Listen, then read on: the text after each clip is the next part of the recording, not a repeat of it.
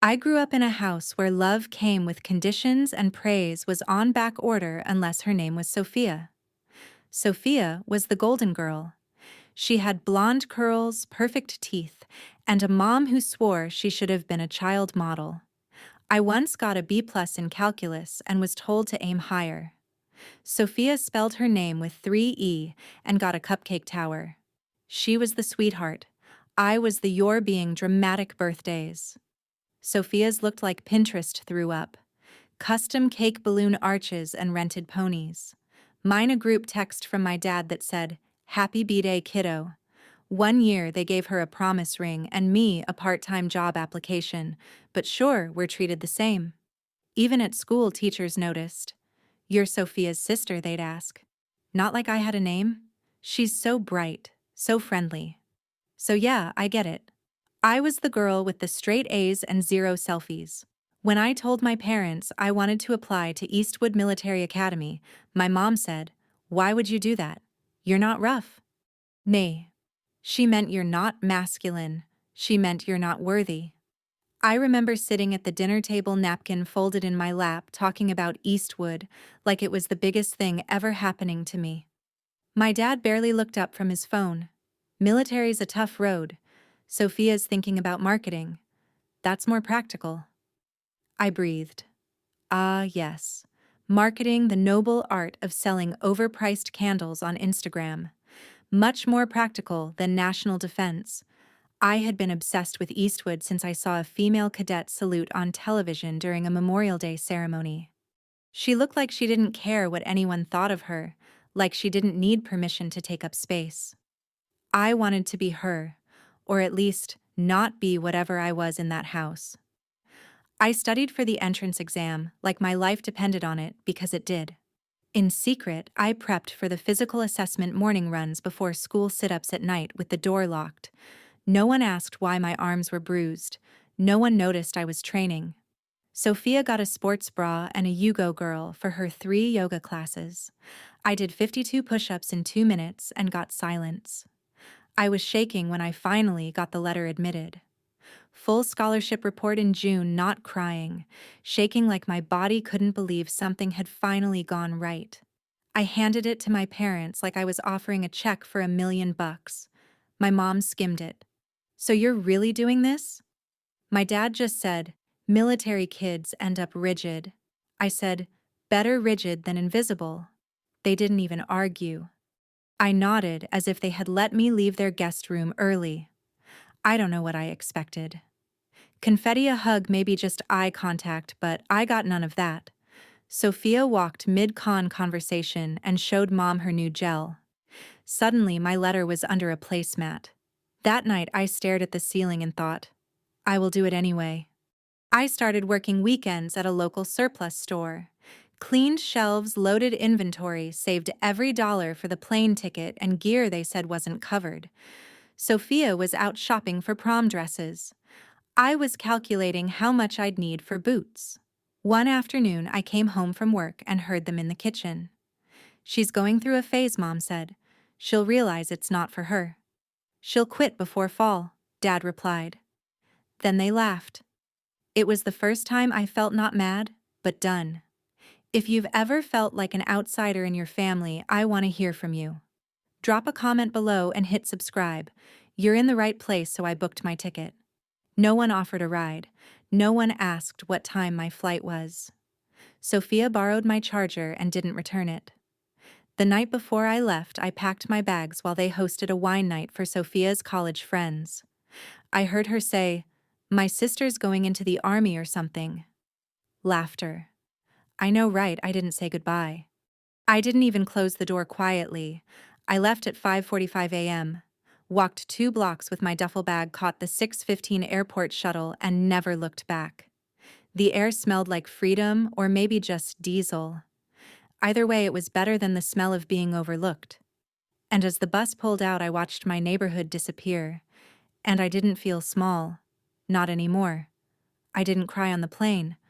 I thought I might. But all I felt was quiet, a strange kind of stillness, like my body had finally shut the door on whatever I used to be. The flight was cramped.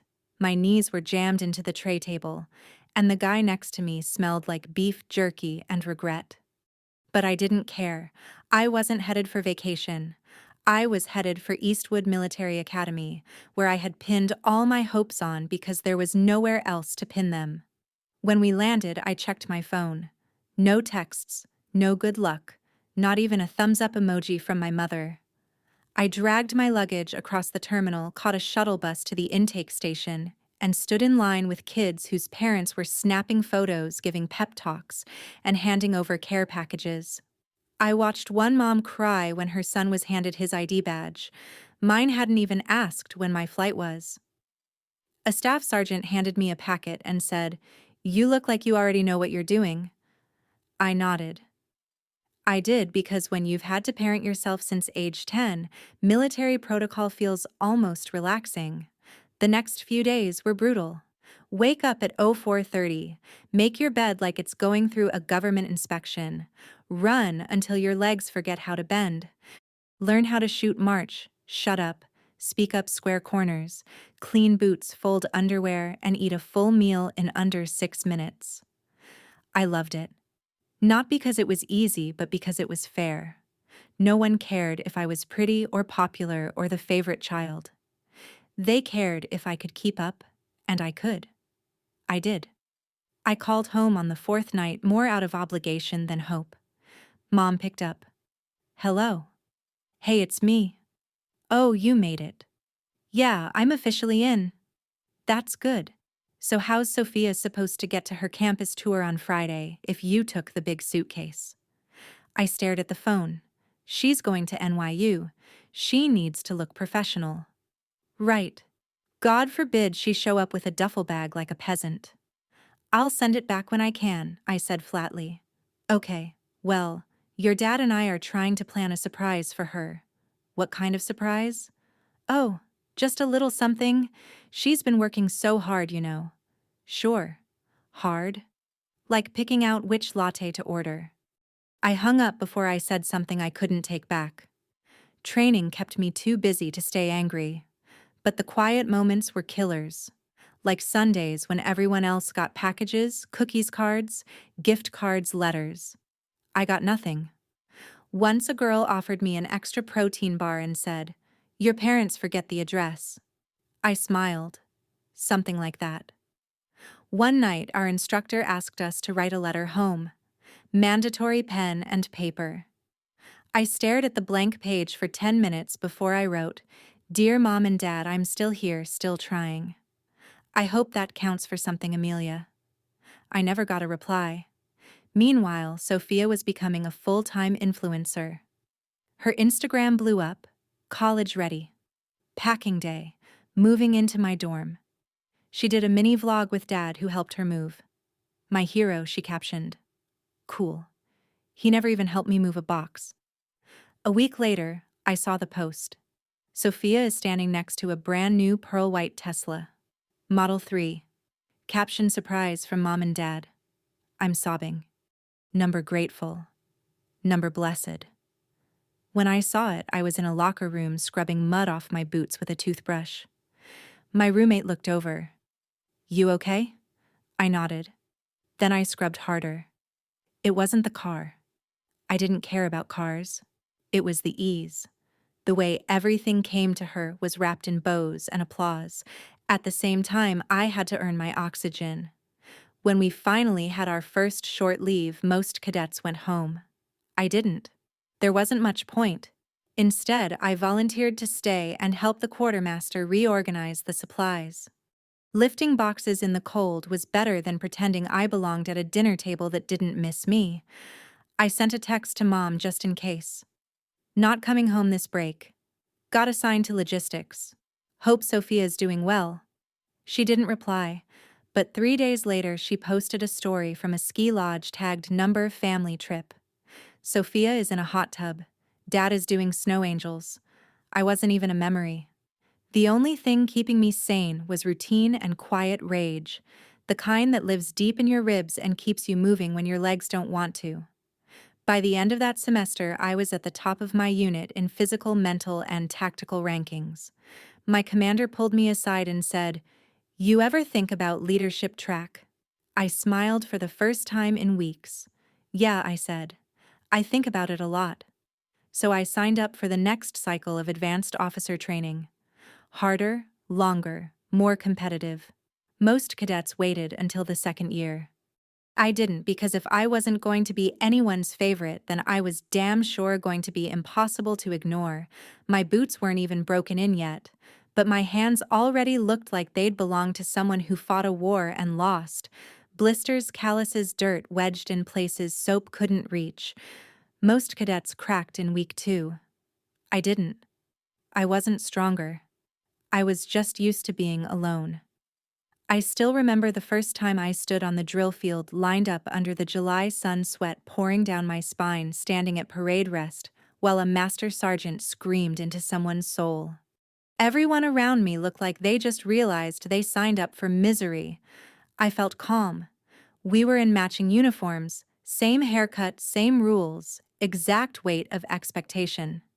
No one could pretend I was less than them here. At least, not officially. This guy from Tennessee, Marcus, told me I'd never make it past week 3. I beat him in our first endurance trial by 6 minutes. He stopped talking to me after that.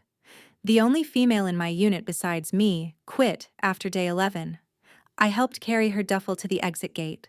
She said, "You're tougher than me." I said, "I've just had more practice." I didn't explain what kind of practice. Every night I lay on my narrow bunk arms, sore knees bruised, and thought about how nobody from home had called. Not once.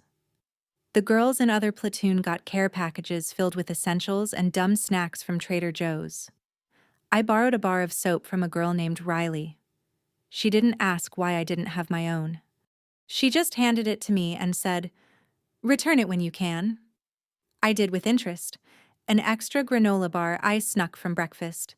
My bunkmate Nadia used to tape her younger brother's drawings to the inside of her footlocker lid. She cried once during lights out. Said she missed home. I envied that. Missing something implies you had something to miss. One weekend we got optional phone privileges. 15 minutes I called. Mom picked up. "Hello." "Hey, it's me." "Oh, you're calling during Love Island. Make it quick." I told her we could leave base for family weekend in 2 weeks. I said maybe they could visit. She sighed. "Amelia, do you know how expensive hotels are near base? Besides, your sister has a thing." What thing? She's presenting her brand kit to a potential brand ambassador. Of course she was. So I went alone to family weekend. I wore my only pressed uniform, walked around the visitor stations, watched my fellow cadets laugh with their parents, introduced them to drill sergeants, and took selfies by the Eastwood crest. I sat on a bench with a vending machine lunch and a view of other people's love. A senior officer saw me. He said, "No family." I shrugged. "They support me in spirit." He nodded like he knew that meant not at all.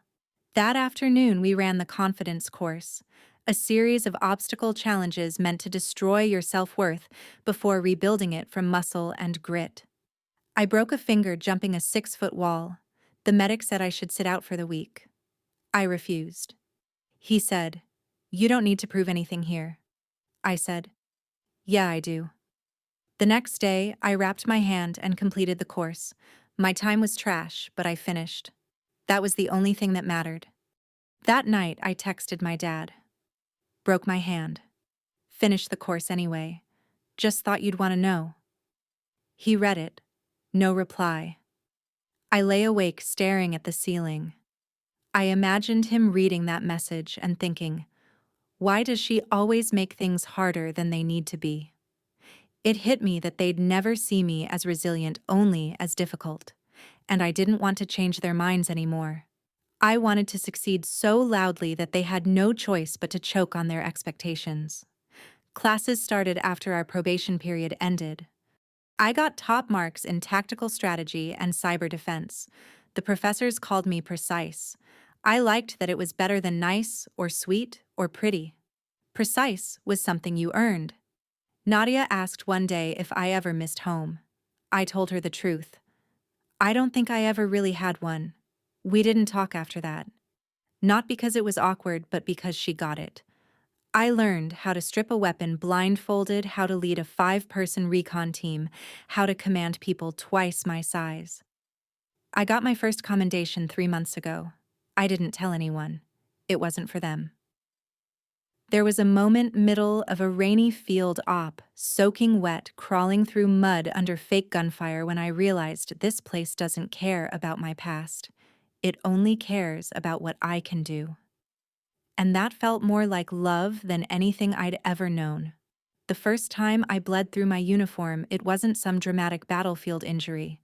It was a compound blister on the back of my heel that tore open during a 6-mile ruck march.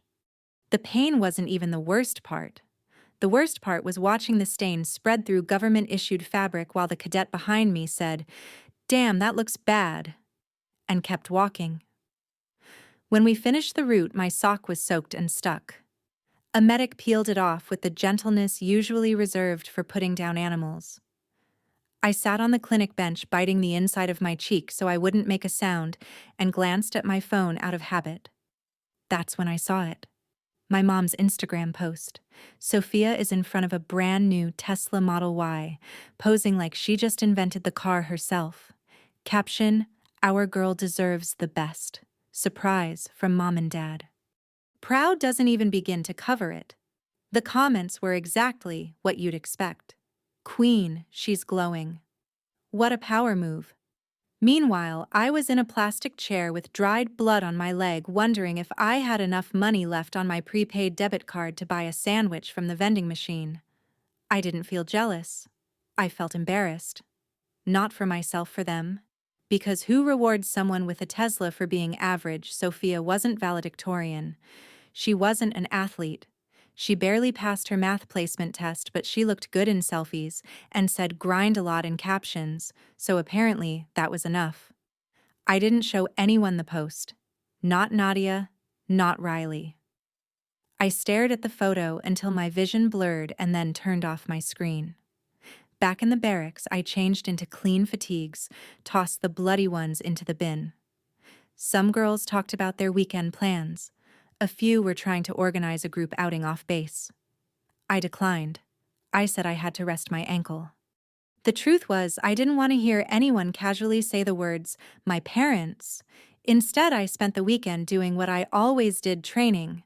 I ran drills, sharpened my weapons maintenance score, and studied field communications protocols. I even volunteered to help organize the armory inventory to avoid the quiet. At one point, a senior cadet named Fletcher, no relation, passed me in the hallway and said, "You ever relax?" I said, "I'll relax when I outrank you." He laughed, but I meant it. In tactical theory, we learned about asymmetric warfare, the kind of fighting where the weaker side uses creativity and strategy to beat a bigger force. I couldn't stop thinking about how much that sounded like my life. You don't win against power with brute force. You win by being smarter, faster, harder to kill. That week, we got our midterm performance scores. I ranked 3rd overall in my class. I didn't tell my parents. I didn't post about it. I wrote the number on a sticky note and stuck it behind my ID badge inside my locker. I sent Sophia a text, just one line. "Congrats on the Tesla." She responded with a heart emoji. "And thanks, sis." That was it. No. "How are you?" No. "How's training?" Just an emoji sandwich that tasted like lukewarm glue. I deleted the message. Our next field exercise was a 24-hour wilderness op in freezing rain. We had to navigate terrain, set up base camp, and complete a mock extraction without GPS. It was cold, miserable, and precisely what I needed. Every shiver felt like a reset button.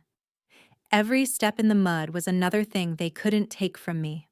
During the night shift, I was on perimeter watch, crouched behind a wet tree line, soaked to the bone, running over emergency radio callouts in my head. A part of me wanted to cry, but the bigger part of me didn't have the energy. That's when it hit me. This wasn't suffering. This was sharpening. Every insult, every eye roll, every ignored message, every forgotten birthday, it all made me better, sharper, meaner, focused. While Sophia was being handed things, I was building something they couldn't see. When we got back to campus, the debrief was standard. My team passed. I got commended for composure under duress, always slept. Nobody knew I'd hallucinated my mom's voice once in the woods. "You'll never be like her," the voice had said. I told it to shut up and kept moving. In the dining hall, people were laughing about how cold it was. Someone said, "I thought I'd lose a toe." I laughed too, but I was thinking about the Tesla and how warmth can make you weak if you never have to earn it. I didn't want comfort. I wanted fire, and I was getting closer. I stopped checking my phone for their names weeks before graduation, the notification bubbles used to light something up in my chest. Hope maybe that low-burn desperation to matter, but eventually even that faded. It's weird what you get used to. The absence becomes furniture. Our final months at Eastwood were a blur of drills exams, night ops, leadership evaluations, and gear checks. I aced my assessments. I didn't just pass. I owned every damn category. I became a squad leader, then the platoon guide. My instructor started nodding when I spoke. My name got passed around in hushed conversations about next-gen officers. I earned the Distinguished Cadet Citation 2 weeks before graduation. That's not a participation trophy. That's given to cadets who hit the top percentile in academics, physical readiness, leadership, and field performance. Only 2 of us got it that year. I didn't post it online. I didn't tell anyone back home. What would I say? "Hey, look what I did without you." I emailed the graduation ceremony invite to my parents anyway, because I still had a flicker of that pathetic reflex people like me develop, where you think maybe, just maybe, this is the moment they'll get it. I sent the email on a Thursday morning. Short, straightforward subject line: graduation ceremony, the 18th of June. Body: I'll be graduating with honors. The ceremony starts at 10:00 a.m. Guest seated by 9:30. Formal dress required. You're welcome to attend. No RSVP came. No call. No text. Just digital crickets. 2 days later, I saw Sophia post a selfie from the pool with the caption, "Pre-birth weekend starts now." It was her 21st. They were throwing her a 3-day lake house party in Vermont. I packed my bag the night before graduation, rolled my uniform with precision, polished my boots until I could see my exhausted reflection in them, tied my hair back in the strictest bun Eastwood regs allowed. It wasn't vanity, it was armor. We had to be at the parade field by 0600. Our barracks buzzed with nerves and hairspray. People were hugging. Parents were arriving with signs, flowers, and balloons. One guy had flown in his grandma from Guam. I called for a ride share. The driver picked me up with a confused look. "You don't have anyone coming," I said. "I've got work to do." He didn't press. The parade field was decked out like a state event. Rows of chairs, canopies, and color guards lined the perimeter. The sound system played patriotic instrumentals. Families huddled in proud little clusters. I stood alone in the holding area, staring at the ocean of people I didn't belong to. There was an entire row of reserve seats marked family. Mine stayed empty. A few cadets asked if my folks were late. I shrugged. "They've got another party." No one laughed. They weren't sure if it was a joke. I wasn't either. The ceremony began. Speeches, awards, salutes. My name was called near the end, just after a guy who saved a kid from drowning during summer leave. I walked across the platform. My posture was perfect. My eyes are steady. I didn't look toward the crowd. There was nothing there for me. The commandant read my full citation. Distinguished Cadet, Tactical Excellence, Field Leadership, Cyber Commendation, Future Commissioned Officer. Applause from strangers. I saluted, took my scroll, shook his hand, walked down the stairs.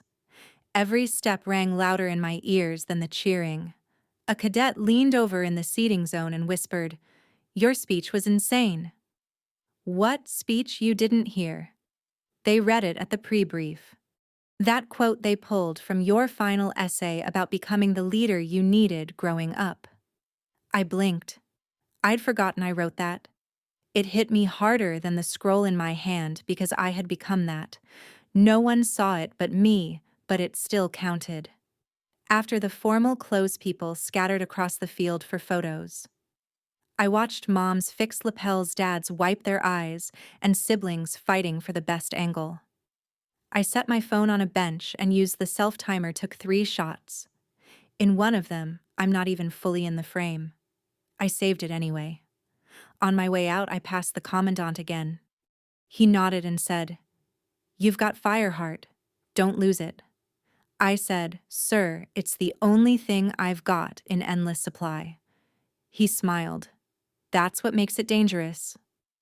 I didn't go out to dinner. Didn't toast anything. I took the same bus I rode on the first day I arrived. Sitting next to a crying baby and a guy who smelled like cough syrup and regret, I leaned against the window and let the motion pull me forward. I didn't feel triumphant or bitter. I felt done. Not with the work, with the waiting. When I returned to my room that night, I slowly took off the uniform like peeling off a second skin. Every crease, every pin, every ribbon, all earned, none celebrated. The dorms were half empty. Most cadets were off to steak dinners or family brunches. My roommate's family had rented a cabin just outside base. Her mom brought fresh baked cinnamon rolls and one of those cheesy handmade signs that said, "Our cadet," in glitter glue.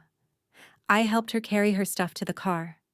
Her mom gave me a tight smile and a half hug, like she felt obligated to cover for someone else's failure. When they pulled away, I stood in the empty parking lot, hands in my jacket, and realized something stupid.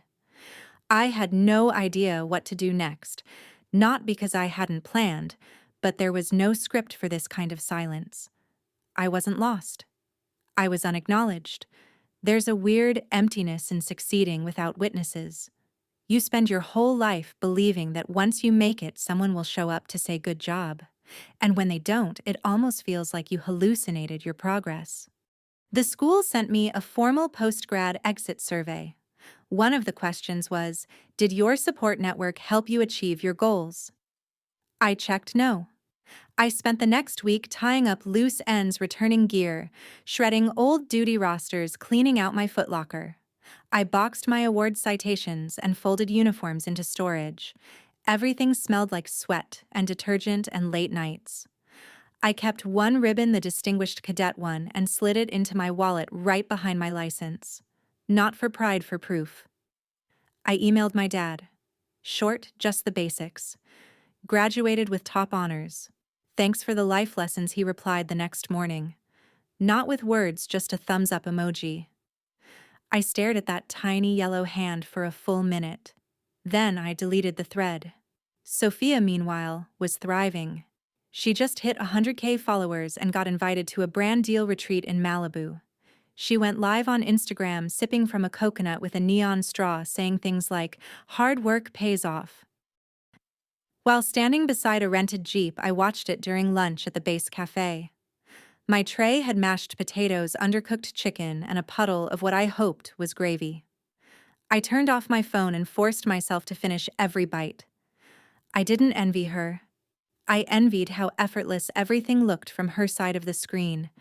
People around me saw my uniform and assumed I had backup somewhere. Some loving Midwestern mom with teary eyes, and a dad who grilled burgers on the weekend and taught me to change a tire. That's the myth. That service comes from support, but sometimes it comes from nothing. Sometimes it's a survival instinct in dress blues. One of my instructors found me in the quad a few days later. He was a no-nonsense type, stiff posture, buzz cut, never smiled unless someone cried. He asked if I was staying on for the post-grad tech cohort. I said I hadn't decided. He raised an eyebrow. "You've got a head for systems precision problem solving under pressure. You should think about defense analytics or engineering." I hadn't considered that path seriously before, but when someone finally sees what you can do and not what you look like doing it, you pay attention. I spent that night in the campus computer lab collecting information on military R&D programs. I found a fellowship for veterans in emerging defense tech funded by a semi-private government contractor. They were looking for people with combat logic and innovation skills, not just degrees. I fit the profile. I wrote the application in 2 days. Didn't tell anyone. Didn't ask for a reference letter. I uploaded my credentials, my citations, and my field reports. There was a section that asked, "Why are you applying?" I wrote, "Because I know how to win without applause. Because silence made me dangerous. Because no one will build what I'm about to build, and they're not ready for it." I hit submit before I could second guess anything. A week later, I got the acceptance letter. Fellowship secured. Stipend guaranteed. Full access to high security labs and research teams. I read the email in the dark. Sitting cross-legged on the floor of my now empty dorm room, I didn't smile. I just nodded to myself like, "Yep, of course I did." I thought about texting my mom. I didn't. Instead, I opened a fresh notepad and wrote the first line of my next plan. Build something they'll never understand but wish they could claim. And I didn't sleep that night. Not because I was anxious, because for the first time in years, I was wide awake. I moved into the fellowship housing with 2 duffel bags, 0 furniture, and more drive than anyone in the building. The space was bare bones, cement floors, metal bed frame, shared kitchen that smelled like burnt coffee, and microwave regret. Perfect. I didn't need cozy. I needed power outlets and quiet. The first week I barely spoke to anyone. The other fellows came from ROC Ivy League engineering programs or straight out of active duty. I came from rejection and spite. No alum network, no family photos on my desk, just notebooks filled with systems, schematics, and a folder titled, "Eventually, You'll Regret Ignoring Me." The project brief was ambitious. Objective: develop a low-footprint AI-assisted logistics optimization model for forward operating units in high conflict zones. Translation: make sure soldiers don't die because a drone shipment got delayed. I understood the stakes immediately. My brain lit up like someone finally flipped the correct switch. For the first time, I wasn't being evaluated. I was being unleashed. But day 3 broke me. We had to pitch early concepts before a panel of defense contractors and senior officers. I showed up with a working prototype in a PowerPoint. I thought I was ahead. Everyone clapped until a guy named Ethan from MIT presented a live real-time demo with predictive simulations. I didn't even finish my second slide. I walked out of the room holding my folder like a shield. My ears rang with polite silence. That night, I ate dinner alone in the lab. Cold ramen and the taste of my mediocrity. I called Nadia, my old bunkmate, for the first time since graduation. She picked up and said, "Are you crying?" "No," I lied. She waited, then said, "Good. Use it." She was right. Humiliation is jet fuel if you mix it with precision. The next morning, I deleted my slides, rebuilt the entire prototype from scratch, taught myself new software. In 2 days, skipped sleep, missed meals, ignored the petty little voice in my head whispering, "They're all ahead of you." By the end of the week, I had a functioning simulation that outperformed Ethan's by 17%, quietly, efficiently. No fireworks, just numbers and proof. I didn't ask for feedback. I posted the model to our shared portal and let the data speak. 3 days later, a civilian liaison from DARPA flagged it. "Who built this? We need to talk." We had the meeting in a cold basement conference room. He looked like he slept in his car and drank battery acid for breakfast. "My kind of guy." "You have military background?" he asked. "Eastwood Military Academy," I said. "Commissioned, declined, active duty. Went tech track." He nodded slowly. "Explains the edge. This isn't polished. It's war ready." I didn't know whether that was a compliment. I took it as one. He offered me access to a skunkworks project team based out of Arlington. Classified stuff. Small squad. No glory. Real results. I said yes before he even finished the sentence. That's when things got fast. Suddenly, I was working 12-hour shifts in a secure facility under a fake project name. We were testing battlefield logistics software against real field data from combat zones. I learned how soldiers die because someone didn't model a terrain bottleneck properly. I learned what latency meant when a drone needed to deliver supplies under fire, and the signal lagged by 3 seconds. I wasn't building apps, I was building survival. The weight of it was addictive. My team leader Donovan was a quiet Marine with a steel rod in his spine and a deadpan sense of humor. He said, "Heart, your code is angry. I like it." I told him, "It's built on resentment and caffeine." Even better, we didn't bond over trauma. We bonded over brutal competence. Everyone on that team had something broken in them. We turned that into heat. After 6 months, I became the lead on the ops forecasting module. My job was to tell generals where things would go wrong before they did. I started sleeping again, not because life got easier, but because I knew every day I was making something that mattered, something no one could take credit for, but me. And I didn't need my family to say we're proud. I was too busy becoming the kind of person who didn't need to hear it. One Friday, I got an email from our director. Subject: Defense Tech Review. FYI body, your forecasting module's been cleared for demo at the Capitol briefing next quarter. Your name's on the paperwork. I know you hate politics. Go anyway. This one's yours. I sat there staring at those words. Your name's on the paperwork. No footnotes, no team effort spin, just my name. Amelia Hart Eastwood. Nobody's favorite. Now it's the one writing the rules. So I updated my folder name from "Eventually You'll Regret Ignoring Me" to "You Already Do." I didn't wear my uniform to the Capitol demo. Not because I wasn't proud, but because I didn't want anyone in that room thinking I was here to salute their egos. I wore a plain blazer, clean lines, no branding, just enough sharpness to say I know exactly what I'm doing without screaming it. The room was filled with men twice my age and half my spine. Senators, defense advisors, contractors with expensive watches and perfectly rehearsed chuckles. They leaned in when I started talking, not out of respect, but because I wasn't who they expected. They'd read my name on the agenda and assumed Amelia was a guy. Their faces when I stepped up beautiful. I opened the presentation with a dry line. Unlike some of the projections you've seen this week, mine don't get people killed. And no one guy laughed, then coughed, like he regretted it.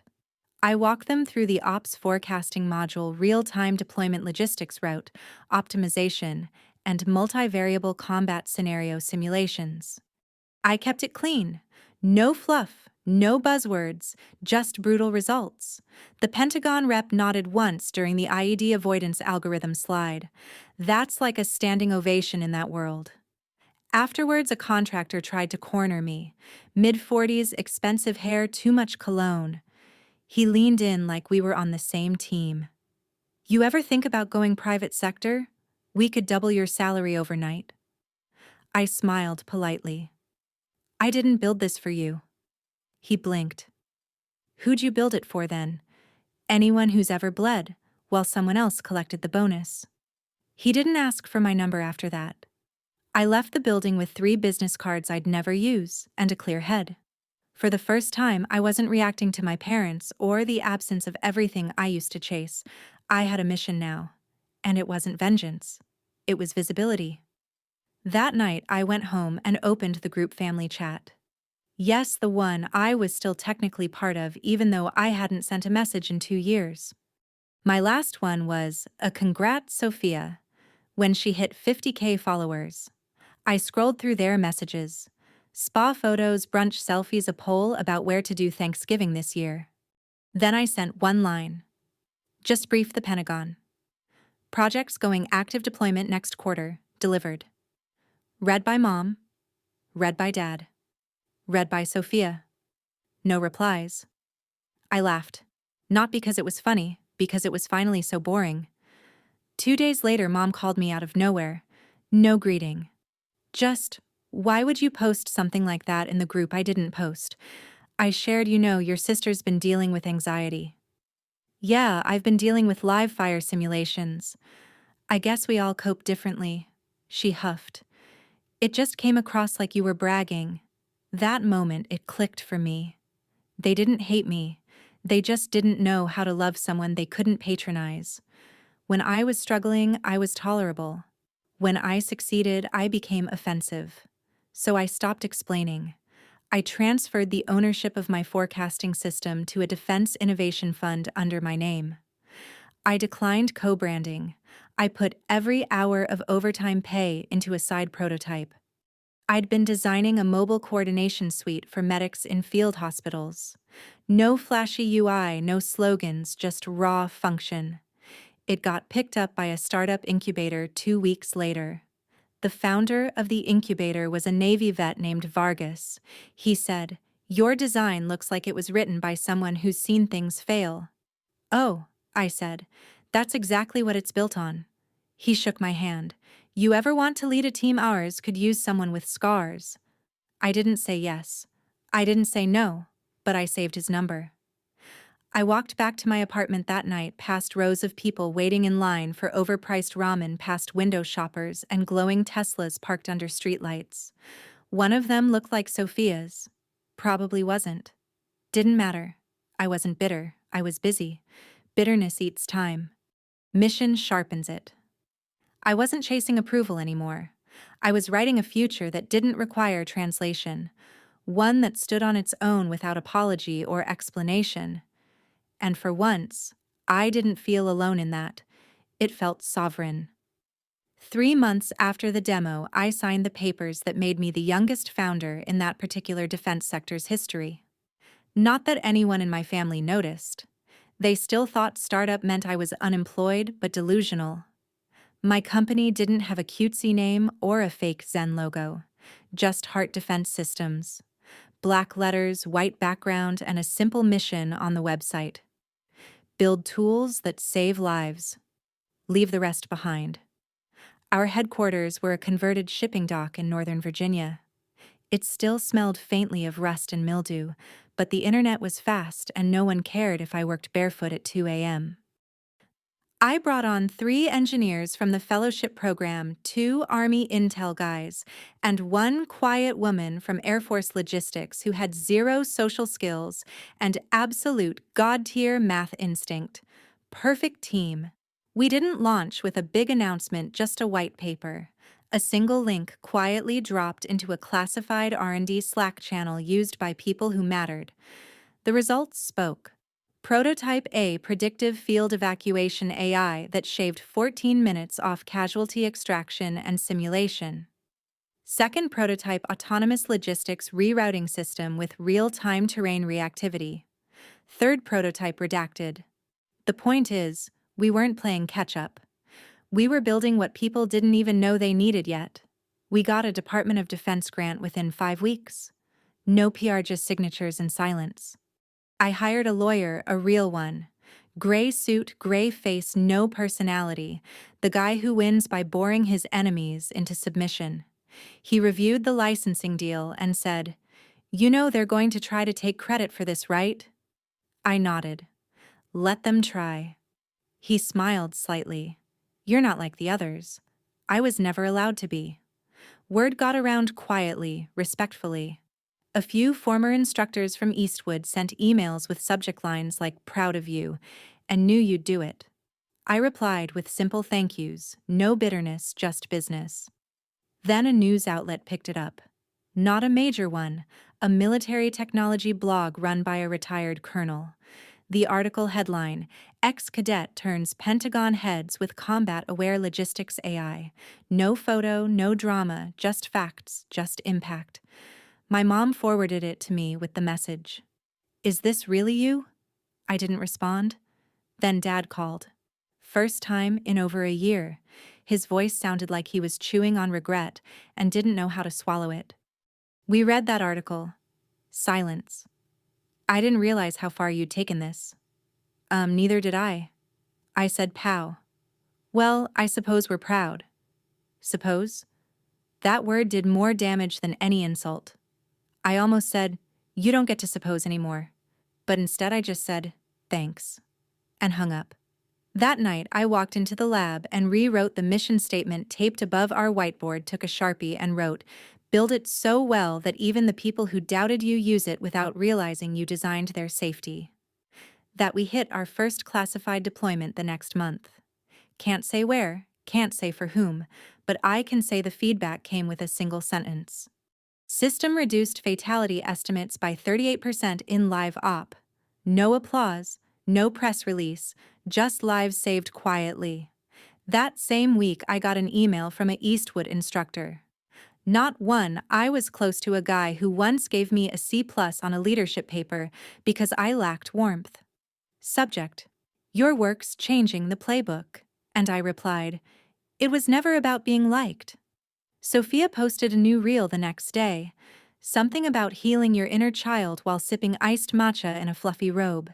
She didn't know I was in a classified briefing room helping redesign battlefield trauma supply lines. I didn't envy her, but I marveled at how easily she made the existing look. Some people are born soft. The world cushions them. That's not wrong. It's just not where I came from. I came from sharp edges and short phone calls from take the bus and make it quick. From a family that celebrated mediocrity as long as it came with the right filter. So yeah, they called me stubborn. They said I was too intense, too serious, too cold. The Pentagon called me CEO. I liked their version better. The weirdest thing about success, it's quiet. No confetti, no movie montage. Your inbox is filled with meeting requests from people who used to forget your name. I didn't crave revenge. Not really. I wasn't trying to burn anyone's house down. I just wanted to make it impossible for them to pretend I didn't exist. That was the real win. Our second government contract came through a week after I turned 27. No party, no speech. I celebrated by buying myself a used treadmill and ordering takeout from a place that never got my name right. Delivery for Elaine. Close enough. At the office, our team had grown, 12 full-time. Half were veterans. The other half were brilliant misfits who didn't play nice in corporate boardrooms. We didn't do company retreats or icebreakers. We did field drills and problem sets. We called it revenge engineering. One day, a junior analyst asked where I got the name Heart Defense Systems. I said, it's mine. They blinked. Like your actual last name? Yeah, you named it after yourself. Yeah, you're not worried it's too personal. I smiled. That's the point. We didn't have office decor, no inspirational posters, just a corkboard where people pinned things that had gone wrong in the field. Screenshots, incident reports, old photos. Above it, I taped a headline from a major news outlet. Military logistics still failing troops in critical zones. That was our daily fuel. Not profit goals. Not shareholder reports, just the simple fact that soldiers were still dying because someone didn't care enough to solve the math. Around that time, I got a wedding invitation in the mail. Sophia was getting married. The envelope was thick gold trimmed, too formal for someone who once used glitter gel pens to write, "You suck on my homework." I almost tossed it, but I read it instead. Venue: Oceanfront Hotel in Cape Cod. Dress code: black tie, barked, number from Tesla to Together. I mean, really. The RSVP card asked, will you be bringing a guest? I scribbled a number, but I'm bringing every reason you stopped returning my calls. Then I didn't send it. Not because I wasn't going. I was, but I wasn't giving them a heads up. I booked the cheapest flight that landed 2 hours before the ceremony. Didn't tell anyone. Didn't text, just showed up. My dress was black, minimal, with a military-cut neckline. No sparkle, no drama, hair pinned back so tight I could hear my thoughts echo. The wedding was exactly what you'd expect. Overpriced flowers, signature cocktails with pun names, family members who'd blocked me on Facebook now pretending we were fine. My mother looked at me like I was furniture she couldn't remember buying. My father gave me a nod so slight it might have been a neck cramp. Sophia. She hugged me like it was a photo op. Said, you look intense. I smiled. Thanks. During the reception, they made speeches about love, growth, and the importance of family. I sat there with a champagne flute. I never sipped and thought about the lives my code had saved last month in a place no one at that wedding could find on a map. Someone asked what I did now. I said, I build systems that stop people from dying. They laughed. That's so dark. I didn't correct them. Some things don't deserve clarification. As they cut the cake, I slipped out. No drama, no storm off, just a quiet exit. Outside, a valet tried to flag down my ride. I told him I was fine walking. He looked confused. In heels, I said, I've done worse. Back at the hotel, I checked my email. A significant branch wanted to license our trauma routing model. They called it historic. I called it Tuesday. That night, I lay in bed with the AC too cold and thought not about what I'd built, but about how easy it was to disappear when no one was ever looking in your direction. I didn't need them to clap. I needed them to notice they'd missed something worth standing for finally. And now they had. The morning after Sophia's wedding, I went downstairs early, not for breakfast. I just want to watch the lobby fill up with people too hungover to remember half of what they celebrated. I sat in the corner with black coffee and no makeup, thumbing through email while flower arrangements wilted in vases nearby. At some point, my mother noticed me. She walked over slowly like she was checking if I was real, or just some woman who looked vaguely familiar. Her heels clicked like accusations. You could have stayed later, she said. I wasn't needed. She sat down across from me, smoothing the hem of her blouse like she was about to prep for a courtroom statement. I'll admit, she said, we didn't think you'd come. I almost didn't. Long pause. She squinted like she was trying to piece together a puzzle she didn't know was hers. I read that article, she said. Which one? The one about your company. You were on some list. Defense leaders under 30. I nodded. That one was flattering. They spelled my name right. She fidgeted with her bracelet. I had no idea you were doing all that. You didn't ask.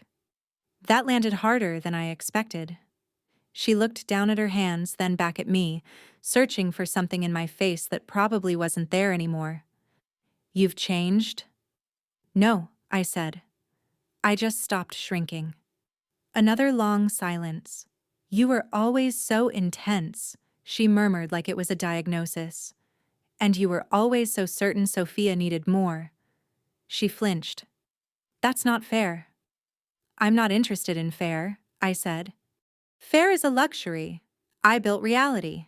Her eyes welled up, but I didn't feel sorry. I wasn't cruel. I was just done carrying her denial around like a second backpack. Then she asked the one question I never thought would come out of her mouth. Are you happy? I almost laughed. But I didn't. I'm not waiting for you to see me anymore, I said. That's better than happy. She didn't respond, just blinked like she was hoping I'd throw her a softer version of the truth. I didn't. She stood up slowly, placed one hand on my shoulder like she wanted it to mean something, then walked away. That afternoon, I caught a train back to DC. I didn't want a plane or a car. I wanted hours of hum motion and nobody talking to me. Somewhere in Delaware, I got a message from an old instructor, one who'd always given me hell for over-engineering my reports. Saw your systems being used in field medevac drills. Proud of you, Hart. I just replied, good. Back at the office, our lead engineer handed me a report. Deployment simulations in 2 conflict zones had clocked a 31% improvement in response coordination since our software went live. The military started calling us a force multiplier. The phrase felt ridiculous, but the metrics didn't lie. Then came the panel invite. Defense Technology Summit. Main stage keynote slot. The audience comprised brass contractors, academics, and the usual suspects who thought PowerPoint was war. I said yes. I walked on stage in a navy pantsuit. No slides, no fluff. I was asked to talk about innovation, I began. But honestly, I think that word's been abused. What I'm here to talk about is necessity. Most of the tech we've built was born out of what no one else bothered to fix. Not because they couldn't, because they didn't have to. Silence, then shifting eyes sharpening. I wasn't invited into this space, I continued. I took up space until people had to deal with the fact that I wasn't going away. I saw a familiar face in the second row, an old Eastwood administrator who once told me I was too cold for command. Now he was nodding like he always believed. I closed the speech with one line. I used to want a seat at the table. Now I build the tables. Afterward, people rushed the stage. Business cards, handshake offers, and requests for collaboration. I thanked them, took nothing, and went straight back to work. A few nights later, I got another group chat notification. Dad had posted a photo from Sophia's honeymoon.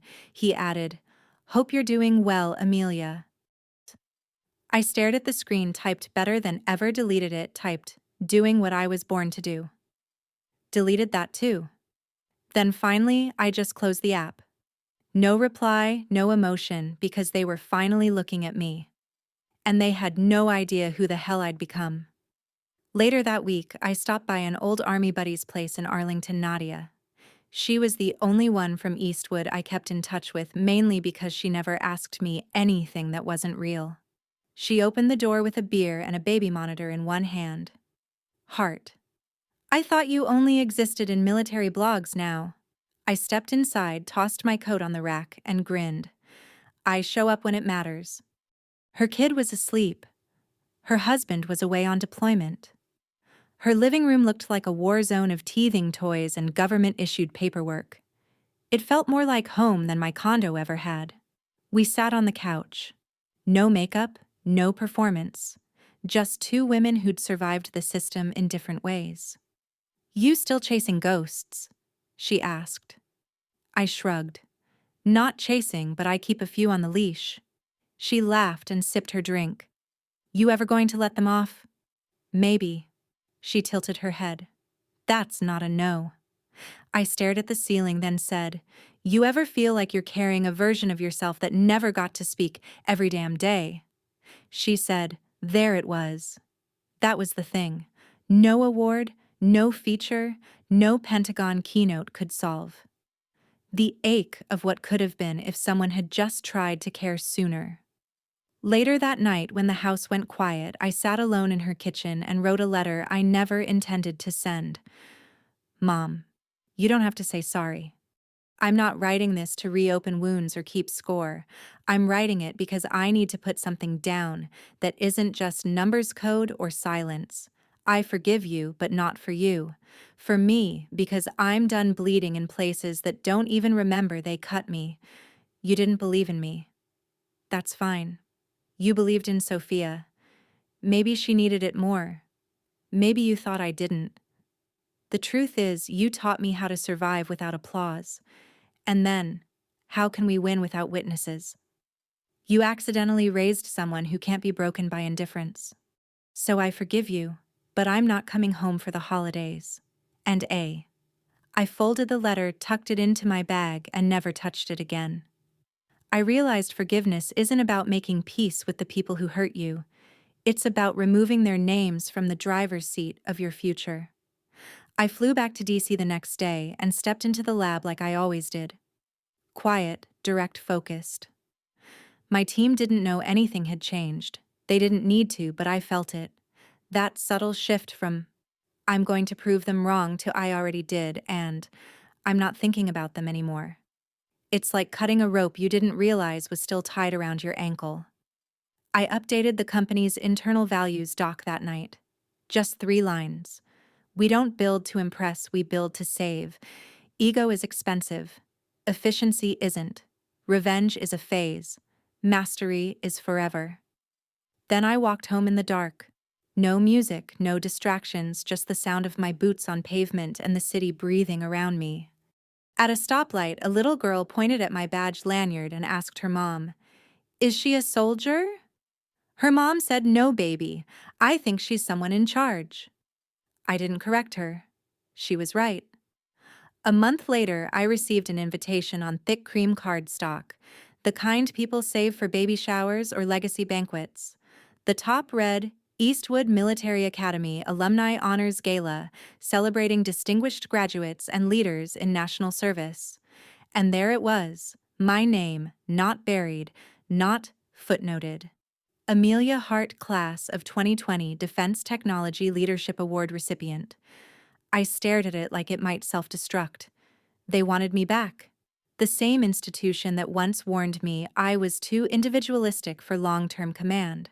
Now they wanted me to stand in front of a room while they smiled like they'd seen it coming. The irony didn't taste sweet. It tasted clinical clean like antiseptic over a scar. They helped carve. Still I RSVP'd. Yes. I didn't need validation, but I knew exactly what I'd wear. The night of the gala, I walked through the old marble foyer in a tailored uniform redesign one we were quietly prototyping for a new line of smart fabric gear. It hadn't even launched yet. I was field testing it in plain sight. The plaque wall hadn't changed. Same gold plates, same glowing tributes to men whose names had filled our lectures like scripture. I didn't slow down. Inside the banquet hall, people turned. Not just the ones who remembered me, the ones who didn't, but knew immediately I was someone important. I spotted Colonel Harlan by the open bar. He once told me leadership wasn't about being right, it was about being followed. He'd handed me my first demerit for tone. He shook my hand too long and said, "We're all proud of how far you've come." I smiled. I didn't come from here. I left.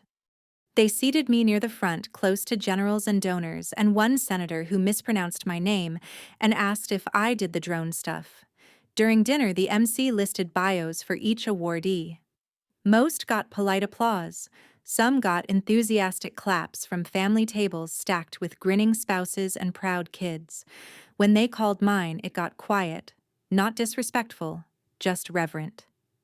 And now the Defense Technology Leadership Award goes to a graduate whose innovations have redefined battlefield logistics and trauma forecasting. Her work has directly impacted multiple operations and saved countless lives. Please welcome Amelia Hart. I stood calm, unhurried, no stage fright, no shaking hands, just absolute ownership. I didn't prepare a speech. I didn't need to. I walked up, took the plaque, and said, "Thank you. I learned a lot here. Some of it in class. Most of it is between the silences. I don't build systems to be remembered. I build them so fewer names end up on memorial walls. This place gave me discipline. The rest I gave myself. That was it." They stood. Not everyone, but enough. After the ceremony, I slipped away early. The parking lot was half lit and freezing. I liked it better that way. My car was waiting at the curb. Not a Tesla, just a used government-grade SUV with 3 laptops in the trunk and a dashboard that didn't light up right. As I opened the door, a younger cadet, probably second year, barely 20, jogged up to me, breathless. "Ma'am, sorry, I wanted to say thanks." "For what?" "For not watering it down. For not pretending it didn't cost something to get where you are." I looked at her hair, pulled tight, shoulders too stiff. Her eyes were full of that same sharp hunger I used to wake up with. "What's your name?" "Ellis, ma'am." "Ellis," I said. "Make them remember you even if they never clap." She nodded so fast it almost hurt, and I got in the car, turned the key, and drove off without looking back. Because I hadn't just outgrown them. I'd outpaced them, outbuilt them, outranked their expectations, and I'd done it without their permission. I last saw my parents in person 6 months after that gala. They invited me to dinner in Charlotte halfway, between where they lived and my next conference in DC. I agreed not out of hope, but curiosity. I wanted to know if they'd changed even a little. We met at a fancy restaurant with cloth napkins folded like origami servers who introduced themselves like podcast hosts. Sophia didn't come. She was in Bali or somewhere else. You could hashtag from a pool chair. They stood up when I arrived like I was some distant relative they hadn't seen since court. Mom wore pearls. Dad wore gilt in a jacket he hadn't worn since Sophia's graduation. "Amelia," he said, like it was a line from a script. "You look professional."